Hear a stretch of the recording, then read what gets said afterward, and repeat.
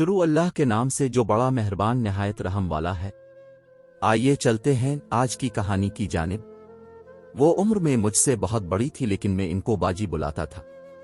नाम तो उनका ताज बानो था, पर मैं लाड से उन्हें ताजो बाजी बोलता। वो रोज सुबह सुबह हमारे घर आ जाती, काम करती और रात को अपने घर चली जाती। मैंने होश संभाला तब से यही मामूल देखता आया था। वो हमारे पड़ोस में रहती थी। एक मर्तबा अम्मा ने मुझे बताया कि ताज बानो बहुत छोटी थी। तभी उसके वालिद और वालिदा का इंतकाल हो गया था और तब उसकी नानी ताज बानो को यहां ले आई थी। लेकिन जब ताज 15 बरस की हुई तब उसकी नानी का भी इंतकाल हो गया। इसी दिन तेरे अब्बा ताज बानो को अपने घर ले आए और मुझसे कहने लगे, जवान लड़की है, यतीम और बेसहारा है, उसे यही रख लो। ताज बानो दिन भर तो हमारे घर रह लेती, लेकिन रात को अपने घर जाने की जिद करती, क्योंकि उसे नानी के बिस्तर पर ही सुकून मिलता और वही नींद आती। पहले पहल तो तेरे अब्बा मुझे इसके साथ भेज देते थे सोने के लिए, फिर तेरी पैदाइश के वक्त से ये सिलसिला बंद हो गया। मैंने अम्मा से पूछा, ताजो बाजी की शादी क्यों नहीं हुई? बेटा, इस बदनसीब की किस्मत में तो सुकून और खुशी लिखी ही नहीं है। इस किस्मत की मारी को तो शादी भी रास ना आई। 17 बरस की उम्र में इस गरीब की शादी महल्ले वालों ने मिलकर जैसे तैसे कर दी।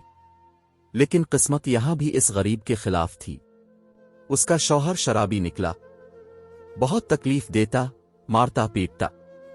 कई दिन तो इस बदनसीब को खाना भी नसीब ना होता।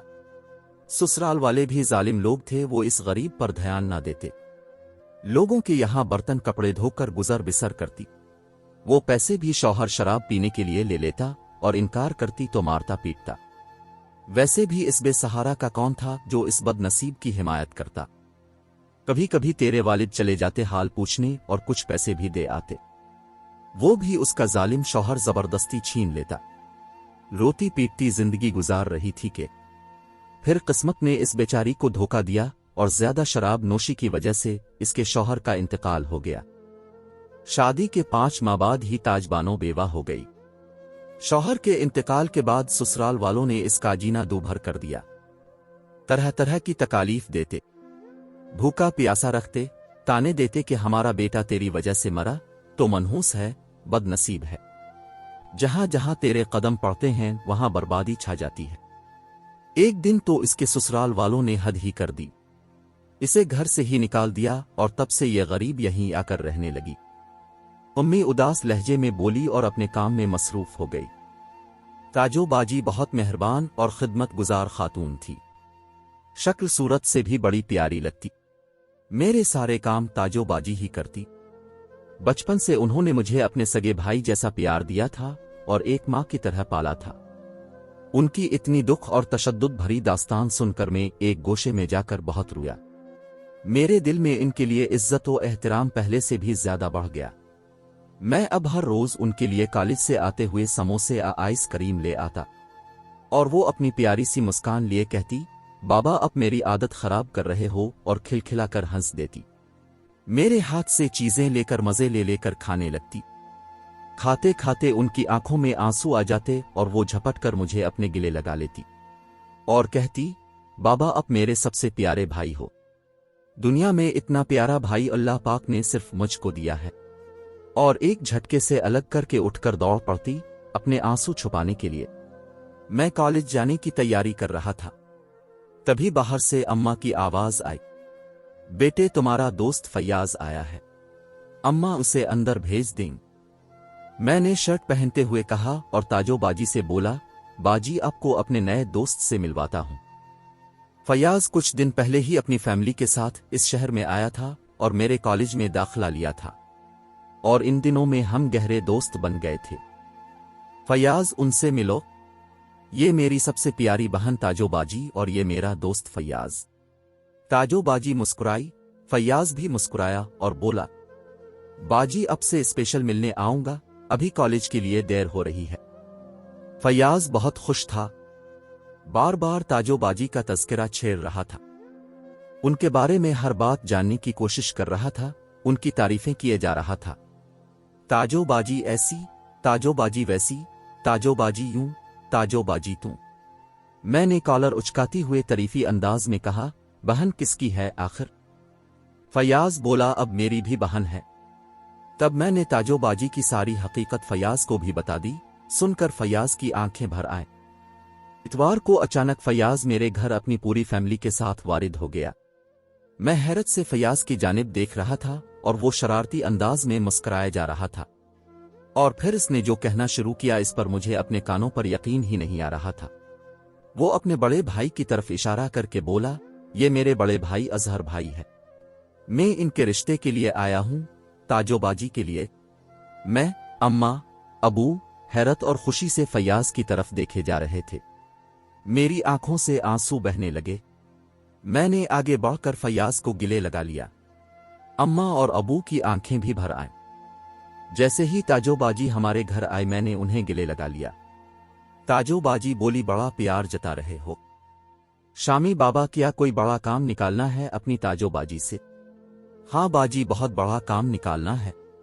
میں بس اتنا ہی کہہ پایا اور میری آنکھیں چھلک گئی، لیکن میں باجی سے آنسو چھپانے میں کامیاب ہو گیا اور ہنستا ہوا باہر نکل آیا۔ اماں نے تاجو باجی کو ساری باتیں بتا دیں۔ ابو نے تاجو باجی کے سر پر ہاتھ رکھتے ہوئے انہیں بڑے پیار سے سمجھایا، بیٹی اتنا اچھا رشتہ نصیبوں سے ملتا ہے، لڑکا وکیل ہے، گھر میں 3 ہی لوگ ہیں، فیاض، اس کا بھائی اور ان کی والدہ، اور سب سے بڑی بات وہ تمیری بارے میں سب جانتے ہوئے بھی خود رشتہ لے کر آئے ہیں، بہت بھلے لوگ ہیں، زندگی یوں اکیلے نہیں کٹتی بیٹا۔ ابا کے سمجھانے پر تاجو باجی شادی کے لیے تیار ہو گئے۔ رخصتی کے وقت میری ہمت ہی نہیں ہو رہی تھی کہ تاجو باجی کے سامنے جاؤں، لیکن اماں نے آخر مجھے بلا بھیجا۔ باجی مجھے سامنے دیکھتے ہی کسی معصوم بچے کی طرح مجھ سے لپٹ پڑی اور پھوٹ پھوٹ کر رونے لگی۔ میرے ضبط کا بندھن بھی ٹوٹ گیا۔ باجی روتے ہوئے کہہ رہی تھی، شامی بابا، بہت بڑا کام نکال لیا اپنی تاجو باجی سے، کام سے ہی نکال دیا۔ نہ باجی نہ، آپ تو دل میں ہو، کیسے نکال سکتا ہوں؟ میرا شامی بابا بہت بڑا ہو گیا ہے، اپنی باجی سے باتیں بنانے لگا ہے۔ باجی مجھے گال پر تھپکی مارتی ہوئی بولی۔ تاجو باجی بہت خوش تھی۔ اظہر بھائی ان سے بہت محبت کرتے تھے، ان کا بہت خیال رکھتے تھے۔ فیاض سگے بھائی کی طرح ان کی خدمت میں حاضر رہتا اور ساس بھی ماں جیسا پیار کرتی۔ تاجو باجی کے قدموں کی برکت سے ان کے سسرال میں ترقی و خوشحالی بڑھتی چلی گئی۔ میں بھی روز تاجو باجی سے ملاقات کر آتا تھا۔ کالج پاس کرنے کے بعد میں پڑھائی کے لیے دوسرے شہر چلا گیا۔ اسی بیچ میں 2-3 مرتبہ ہی اپنے شہر آ پایا، لیکن مصروفیات کی وجہ سے تاجو باجی سے ملاقات نہ کر پایا۔ اماں سے تاجو باجی کے حالات و خیریت معلوم ہو جاتی۔ 2 سال کے بعد پڑھائی ختم کر کے جب میں شہر واپس آ تو سب سے پہلے تاجو باجی سے ملنے گیا۔ یہ جان کر میری خوشی کا کوئی ٹھکانہ ہی نہیں رہا کہ تاجو باجی اب ایک لڑکی کی ماں بن چکی تھی۔ بالکل تاجو باجی سی شکل صورت تھی ان کی بیٹی کی۔ تاجو باجی تو پھولے نہ سماتی تھی۔ ایک دن مجھ سے کہنے لگی، شامی بابا، شاید یہ سب آپ کی دعاؤں کا اثر ہے، آپ کی خدمت اور آپ کی برکت سے ہی اللہ نے مجھے اتنی خوشی اور اتنی اچھی زندگی دے دی، ورنہ میں کہاں بد نصیب۔ میں نے تاجو باجی کے منہ پر ہاتھ رکھ دیا اور کہا، باجی آپ کو بہت مبارک ہو، بہت خوش نصیب ہو۔ جن لوگوں نے آپ کی قدر نہیں کی، جن لوگوں کے نصیب میں آپ کا ساتھ نہیں لکھا تھا، جو آپ کو سمجھ نہیں پائے، جو آپ کی محبت سے محروم رہے، وہ لوگ تھے بد نصیب، بہت بڑے بد نصیب۔ ناظرین، ایسی ویڈیوز دیکھنے کے لیے ہمارے چینل کو سبسکرائب کریں۔ مجھے دیجیے اجازت، خدا حافظ۔